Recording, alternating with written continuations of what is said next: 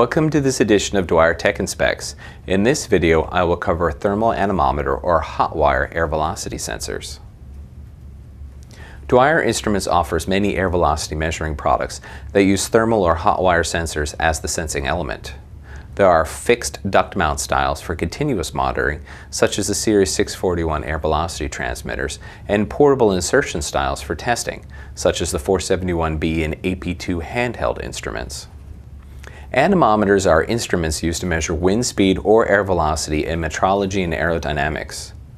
The name is derived from the Greek root anemos, meaning wind.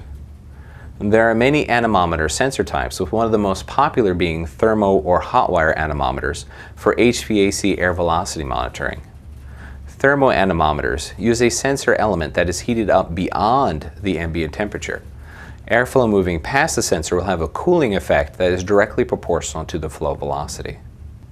Hot wire anemometers come in three basic types: constant current, constant voltage, and constant temperature.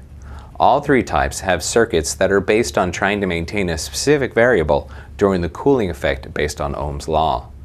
Thermo anemometers offer good low flow detection, fast response times, and high rangeability of measurements. They are omnidirectional, making them good for turbulent flows and are easier to use than pitot tubes, but are more fragile than pitot tubes.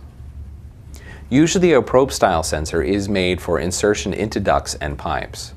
For constant temperature thermal anemometers, at the end of the probe, two temperature sensors are installed, typically resistance temperature detectors or RTDs.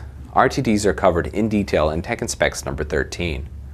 One RTD measures the ambient temperature as a reference. The second RTD is continuously maintained at a constant temperature above ambient. The higher the air velocity, the more current is required to maintain the second RTD at temperature. Based on the current usage, the air velocity is then calculated.